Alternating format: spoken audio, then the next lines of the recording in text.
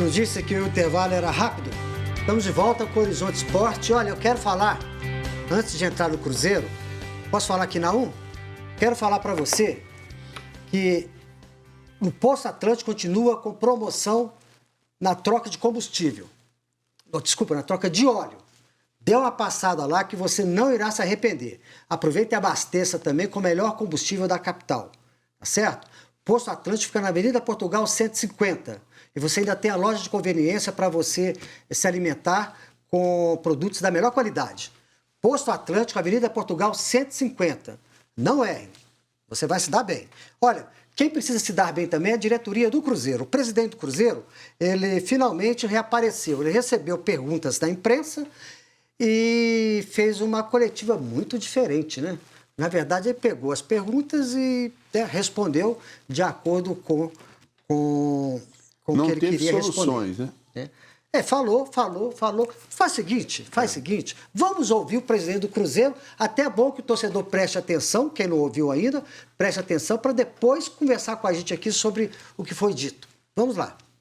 Então, me incomoda demais e a gente busca todos os dias novas ações, né? Em breve, esperamos anunciar hoje, tivemos aqui apalavrado um novo patrocínio para poder ajudar, né? Buscando novas ações como a do Tolkien, que a gente fez recentemente. Temos aí, como já foi falado antes, os imóveis que podem ser vendidos aí nos próximos dias ou meses, dependem de algumas situações ainda que a gente teve que ajustar ao longo do tempo. Então, tem o próprio Clube Empresa, como a gente falou, enfim, existem diversas frentes que a gente ataca frequentemente aí para poder resolver, né? E buscando sempre aqui a transparência interna e mostrando isso. O nosso plano, ele é a longo prazo, né? Eu sempre falei, desde que a gente entrou, não existe nenhum empresário, ninguém que mexe com gestão que consegue fazer um planejamento estratégico de 6 meses, de 8 meses. E nós estamos completando o primeiro ano agora, né? Os times que passaram por essa reestruturação no país são exemplos disso. A gente pode pegar desde um Bahia, que sai de uma intervenção judicial até se consolidar na Série A, gastou aí 3, 4 anos, como o próprio Flamengo, né? Que fez um trabalho que a gente sempre colocou que é um paradigma nosso, tanto que a gente trouxe os especialistas que ajudaram na recuperação do Flamengo para estar aqui, seja através da Ernest Young, seja através do Fred Luz, que era o CEO do Flamengo na época da recuperação do Flamengo, hoje que presta consultoria e está aqui no Cruzeiro toda semana, né, conversando com a gente constantemente, porque são pessoas que têm essa experiência. E acho, Paulo, que pode pesquisar não só no futebol, não existe caso de recuperação em um ano. Então o trabalho nosso é de longo prazo, sim, e de forma sustentável. Então acho que os números mostram que administrativamente a gente já conseguiu algumas vitórias, né? Temos esse problema de curto prazo, como a gente está vendo, que é o do salário, às vezes uma dívida que chega e a gente não conseguiu recurso para isso, mas é uma situação também atípica em todo o país, então, no país e no mundo, né, em razão da pandemia. Em dívidas da FIFA, eu acho que realmente eu não concordo só com essa parte de colocar que nós deixamos de honrar. Eu já citei aqui que essas dívidas da FIFA elas existem há muito tempo, né? E infelizmente estouraram todas praticamente de uma vez. São processos que tramitaram aí durante 3, 4, 5, 6 anos, dependendo de conforme for a dívida, de atletas que inclusive foram vendidas e deram muito dinheiro para o Cruzeiro e não foram pagos. E veio acontecer isso tudo de uma vez agora. Então nós temos essa do Arrascaeta, que gerou o transfer ban, vamos ter outra do Reascos agora em julho, que também geraria um transfer ban. Como eu falei antes, não existe, em princípio, um recurso para pagá-las e a punição que tem imediata para elas é realmente o não registro de jogadores. Quanto a do Denilson, que pode acarretar uma perda mais efetiva, a grande questão é que a gente conseguiu aprovar a alienação daquela chamada sede campestre 2 do Cruzeiro, o estacionamento, né, numa reunião que foi feita até no ano passado, e desde então temos procurado compradores, até conseguimos arrumar um comprador que vai pagar o valor de avaliação, só que são aqueles problemas micro do Cruzeiro que às vezes as pessoas não sabem, né? Então, quando a gente foi efetivar realmente a venda do estacionamento, do terreno, a gente viu que ele não estava regularizado. Faltam vários detalhes de cartório, de prefeitura, de Instituto de Patrimônio, enfim, diversos documentos a serem conseguidos. Hoje, quem vive aí no meio da pandemia sabe que como é que é para você conseguir, às vezes, uma certidão, um cartório não funciona normal, a prefeitura não funciona normal, então tudo atrasando. O que a gente faz é buscar correr com isso para resolver, porque resolvendo, acho que essa dívida piora e a gente vai conseguir salvá-la o quanto antes. Passei aqui no Cruzeiro, no futebol, em 2015 e 2016 e vi isso, né? A gente estava no momento em que chega complicado com a saída do Vanderlei, aí vem o Mano e é muito elogiado, e foi um momento de muita euforia. Aí depois, quando o Mano sai, tivemos problema em época de David, de Paulo Bento, aí volta o Mano e aí o momento é bom. Então a gente sabe que o futebol, infelizmente, ele vai decorrer muito desse resultado desportivo. Então, eu passei por esses momentos, né? Quando a gente começou com o Enderson, ganhamos 6 partidas, era todo mundo enaltecendo, tinha certeza que a gente ia, né, terminar o primeiro turno invicto, não sei o quê, e aí foi começar a fazer partida ruim, o Enderson era o pior, tem que mandar embora, pressão para mandar ele embora, e aí vaza meu celular naquela época, aí vem o Ney, a reclamação, aí o Ney faz partida boa, que fez contra a Ponte Preta, foi ótimo, depois foi ruim de novo, aí vem o Filipão, foi euforia, o Filipão não teve resultado, enfim, veio o Felipe Conceição no começo do ano, que é o que todo mundo queria, unanimemente aprovado aí nas enquetes, não deu errado, e aí vem um momento ruim, então eu acho que, é claro que o momento é turbulento, eu não tiro a razão do torcedor, porque eu também estou chateado, a gente precisa melhorar, mas ele pode ter certeza que essa turbulência aí não pode afetar o nosso psicológico nem o nosso ânimo de trabalhar. Por isso que eu falo que a gente tem que largar o coração para sentar na cadeira e tomar decisão com a cabeça, né? Porque isso me incomoda muito. Claro que me incomoda e mexe comigo demais, mexe comigo pessoalmente, mexe com a minha vida familiar, né? Mas se eu pensar só nisso, a gente não trabalha. Pois é. Ouviram aí? Acompanharam, como nós aqui atentamente? Nós vamos falar sobre isso. Olha, com relação ao patrocínio, né, o Cruzeiro acertou aí com a Carta Fabril, uma empresa do estado do Rio de Janeiro, que é dona da marca Cotton, de papel higiênico conhecido do grande público, e vai estampar a marca na gola da camisa. Né? O valor ainda não foi revelado, né? Mas segundo aqui o site Super Esportes, né, essa marca... a Carta Brasil, em seu último balanço, publicou um faturamento de 1 bilhão, né? Então, ou seja, uma empresa que tem aí uma sustentação muito forte no mercado, né? E pode ajudar o Cruzeiro, e foi indicada pelo Pedro Lourenço, né? O Pedrinho do Supermercado BH, que é o cara que tem sido o braço direito, esquerdo, né? O costado, entendeu? Enfim, tem carregado o Cruzeiro aí nesse período aí, né? Agora, o presidente falou, entrando aqui no que disse o presidente, sobre a venda de imóveis, né? É evidente, presidente, que tem que ter regularização, né? Então, tem que colocar em ordem e tal para poder vender. Então, se você, como você falou, né, há um tempo atrás, que o imóvel estava vendido, né, você se equivocou de forma... muito primária, né? Porque todo mundo sabe que é assim que acontece, né? Com relação ao Clube Empresa, que você também disse aí, que era a salvação, sabíamos, e nós falamos aqui que havia uma previsão de que demoraria 1 mês a 2 meses ou mais do que isso, né? Então, está caminhando, né? E com relação a soluções a longo prazo, quem disse aqui que o Cruzeiro voltaria à Série A ano passado foi você. Está gravado. Tá certo? É fácil do torcedor também perceber isso, né? Agora, as referências que você usa são espetaculares. Bahia, Flamengo, tal. Só que esses clubes não caíram, não, tá? Eles fizeram aí a transição, fizeram uma reorganização em sua gestão, né? Mas sem descer de divisão, né?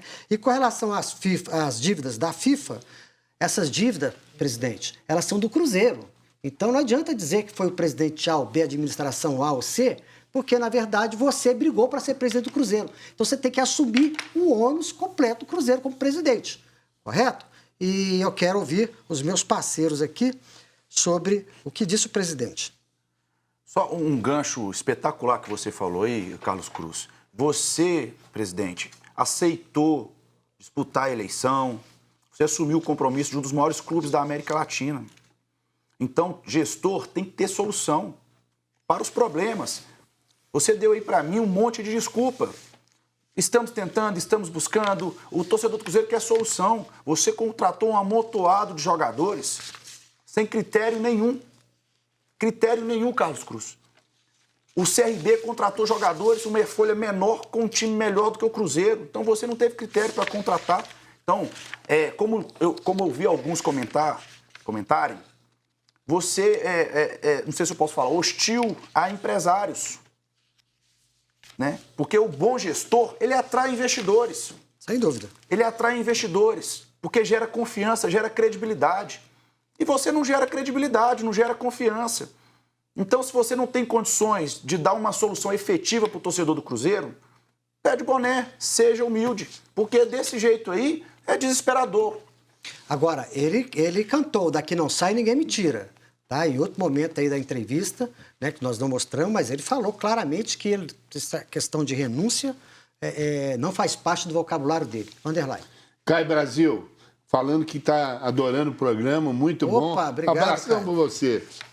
Obrigado. Olha, você falou, você tem 2 anos de Cruzeiro. Você não aceitou, você exigiu o mandato tampão, você quis o mandato tampão para depois se candidatar. Você não teve o bom senso de criar, você perdeu a chance de criar a união do Cruzeiro, ter a relação de ser a pessoa que ia fazer a diferença. E você fez o contrário. Você botou uma serra no meio e não...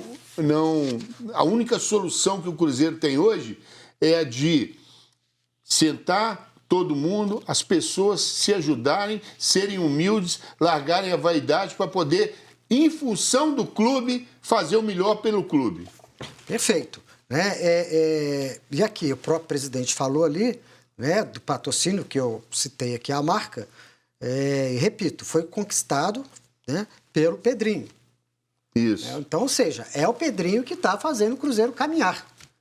Né? Está fazendo mais do que o presidente, né? Mais, E ele né? tem as empresas dele, tem 1000 coisas para resolver e está lá fazendo uma espécie de um freelance e contribuindo mais para o clube do que o próprio presidente. Eu não quero também ser injusto, né, e leviano, porque eu não estou lá no dia a dia ao lado do presidente do Cruzeiro.